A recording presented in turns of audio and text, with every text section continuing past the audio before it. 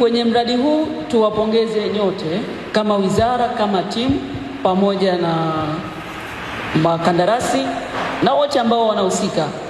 Kama ambavyo wametangulia kusema wenzangu, sema kweli mradi unavutia sana, unafurahisha. Hii waheshimiwa wabunge, ni kwa sababu Dr. Samia Suluhu Hassan ameamua kutoa fedha. Naamini bila rais kutoa fedha, hata kama mkandarasi angekuwa mzuri namna gani, asingeweza kufanya kazi. Kwa hiyo tunamshukuru na tunampongeza sana Dr. Samia Suluhu Hassan kwa kazi nzuri kubwa ambayo anaifanya kwenye nchi yetu, hususan katika eneo hili la habari, utamaduni na michezo, na zaidi katika ujenzi wa viwanja vya michezo. Tunampongeza sana. Lakini tunawapongeza wakandarasi.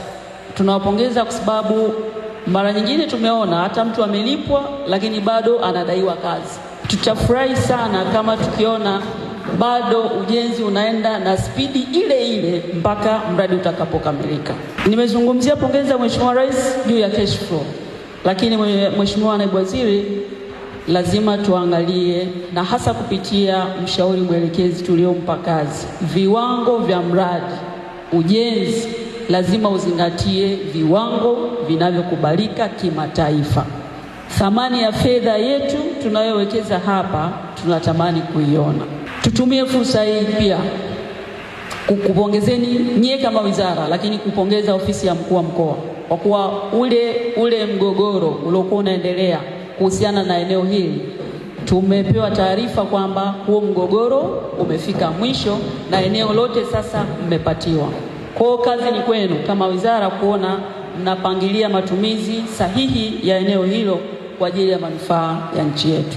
Wakati tunakuja mara ya mwisho tulikuta malalamiko mengi ya vibarua, lakini leo hali imekuwa tofauti. Nadhani kipindi kile kazi ilikuwa hazijaanza. Sasa kazi zimeanza, wamepewa kazi, na wenyewe hata muda wa kuzungumza na wageni tena hawana, wako bize katika utekelezaji wa kazi. Na hili tunalishukuru sana kwamba yale ambayo tulielekeza wakati tumepita hapa mara ya kwanza, mmeyafanyia kazi, yametekelezwa. Changamoto hiyo imeondoka, haipo tena. Shauku yetu sisi kama wawakilishi wa wananchi, tunatamani kuona usalama wa watumishi, usalama wa wafanyakazi, usalama wa vibarua kwenye eneo la kazi unazingatiwa.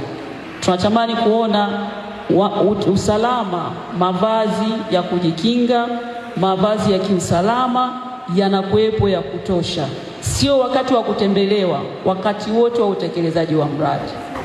Hii inatutengenezea utu kama Watanzania, lakini inaleta sifa nzuri kwa nchi yetu, hasa katika miradi mikubwa kama hii ambayo inafuatiliwa wa kimataifa.